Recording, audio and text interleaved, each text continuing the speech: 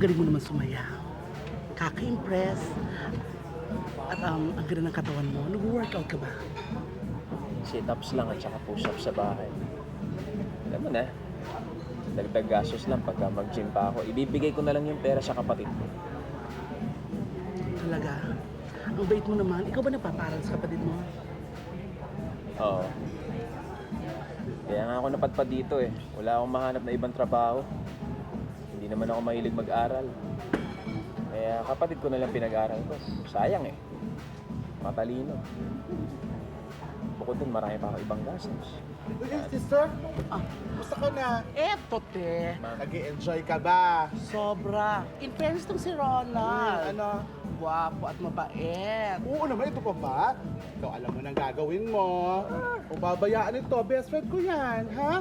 O kung gusto niya, bigay mo. Yes, ma'am. Sige, ha? Thank Wala ka you. na. Enjoy ka lang, ha? Naman. Wala bahala. Sige, alis muna ako, ha? Okay. Magkaibigan pala kayo ni Ma'am Jonah. Ano ka ba? Ang way back sa college days namin, talagang work close. Kami na talagang dalawa. As in, intimate kami. So, magiging mabait ka sa akin. Mabait ako sa lahat ng customer namin dito. Talaga? So, pwede ka sumama sa akin mamaya. Mamaya. Oo. Kasi mamaya meron ng susundo sa akin. Kala ko ba mabait ka? Hindi, ibig ko sabihin, pag next time, pagbalik ninyo, hindi pwede na tayo, available lang. Hindi, umalis ka na. Mukhang nagmamadali ka eh. Hindi, ang ibig ko sabihin, mamaya Hindi, next time na lang. At next time na rin hindi kitang iti-table. Umalis ka na, okay? Hindi, sige na, sige na. Dahil sa uri ng kanyang trabaho, iba't ibang klase ng tao ang mga nakakasalamuhan ni Ronald.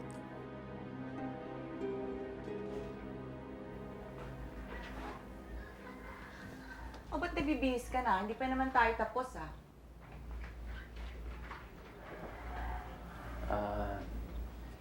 Kailangan ko na kasi umuwi,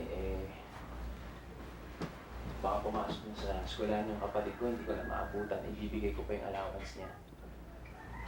Alam mo, napapansin ko, tuwing magkasama tayo nitong mga huli, parang hindi ka mapakali, tsaka lagi kang nagmamadali. Ano ba ang problema, ha? Meron ka na bang girlfriend?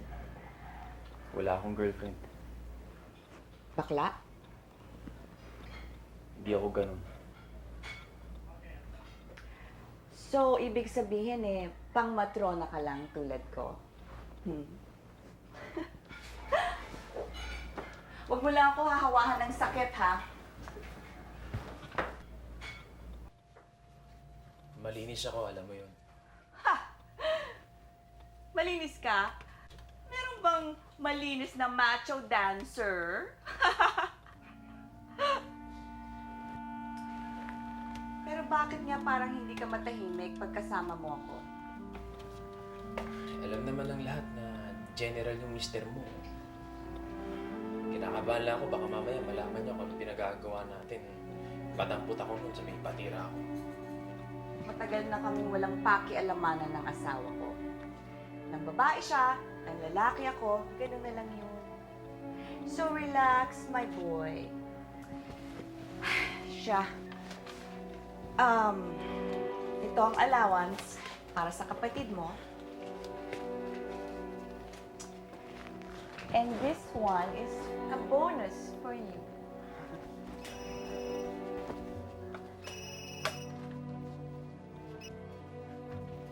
Yes, sweetheart. Hi.